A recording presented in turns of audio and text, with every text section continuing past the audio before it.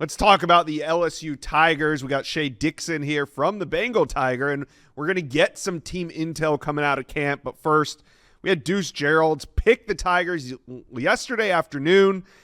Heated recruitment. It looked like it was going to go Oregon's direction, but in the end, LSU grabbed another top 100 recruit on the defensive line. Got me thinking, does LSU have the best defensive line class in America, Shea? I think it can be argued. Certainly, Texas fans are arguing that they have one of the best as well. But just looking at LSU's, the number two D lineman in the Rivals industry rankings, Richard Anderson, 5-star coming out of New Orleans, is committed. Lamar Brown, the number one athlete in America, is committed as a D lineman. That's what he's going to play instead of O-line. So right there, 2 5-stars out of Louisiana, that 1-2 punch with Lamar Brown being the number two overall player in the country, Josh, regardless of position behind Jackson Cantwell, the offensive tackle. That 1-2 punch right there can make a case for the best in America. Well, Friday, you added the top uncommitted guy in Louisiana in Darius McKinley. Yep. And then Saturday here on the Rivals YouTube page, we were there to watch Deuce Gerald's, the only uncommitted top 10 D lineman left in the 2026 class, commit to LSU as well. So those four all playing D line, massive, but you have to think LSU's D line is broken into D line and edge. And the edge group has two guys out of the Sunshine State in D'Anthony Lafayette, monster junior season, and then Trenton Henderson, who kind of came down to a number of SEC schools, decides to leave Pensacola, leave the state of Florida, and he picks LSU. He's a top 50 overall prospect in the Rivals industry rankings. So, yes, I think that when LSU drew up this class, so many of those guys were on it. They all made official visits to LSU over the summer.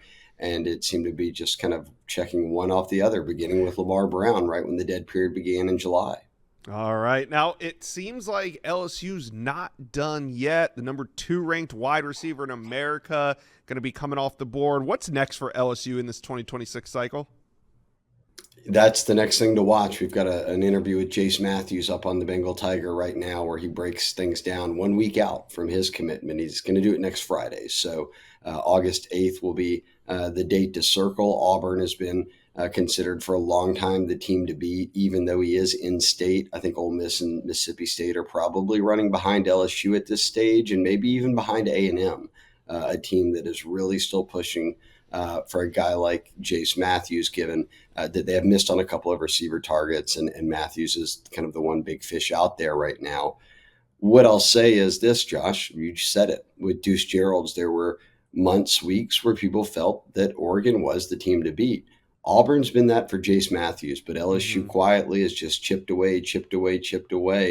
And they've done so well recruiting a border state in Mississippi right now with Tristan Keys, the number 1 receiver committed in the country to LSU. They've got some offensive linemen, the best offensive linemen out of Mississippi are committed to LSU right now. And yes, all eyes on Jace Matthews. That's kind of from speaking with sources, Josh. Right when Deuce Gerald's committed, the kind of conversation shifted to, hey, how do we close Jace Matthews on offense? Well, yesterday, we hosted Deuce Gerald's commitment to LSU. We've hosted quite a few of these commitments over the years where guys have been picking LSU. One that reminds me of fall camp is DJ Pickett. About a year ago at this time, he was with us making a huge commitment right here on the Rivals Recruits channel. We had a blast. Now he's already on campus, so let's get some intel from you. I know camp just started, but are there any freshmen that are making noise early? Yeah, look, I think that when we look at the 5-stars, we can give a little hat tip to the rankings team at On3 now at Rivals, who had a trio of those guys as 5-stars. And you talk about DJ Pickett. We've got a common theme here tied in with recruiting. That was an LSU-Oregon battle, Miami as well, but one that Oregon kind of felt they led. LSU wins out. He's a specimen. And boy, I've said all offseason I thought he would start day one. I firmly now believe that entering fall camp, given how the reps have gone. And that means starting at Clemson, Josh, in the other Death Valley in that week 1 game of a couple of top 10 teams. But there's other 5-stars that signed in that class. Harlem Berry is already up to almost 200 pounds. I mean, he had put on nearly 20 pounds and kept that speed is what Brian Kelly has said. He's battling for the number 2 running back job. He'll play a ton behind Caden Durham, who had a breakout freshman year.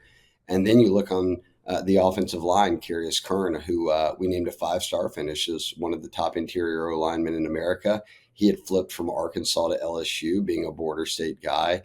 And we saw a taste of it in the spring of what he could do. But now Brian Kelly said he is giving a very real battle at both guard and tackle to be the next man up. And we know injuries happen. We know that poor play happens, all of that. Do not be surprised if all 3 of those guys are on the field a good bit this year. Wow. Exciting time in the Bayou. LSU fans, talk to us. Who are you most excited about that's an incoming freshman ready to make an impact? Let us know. Comment section below.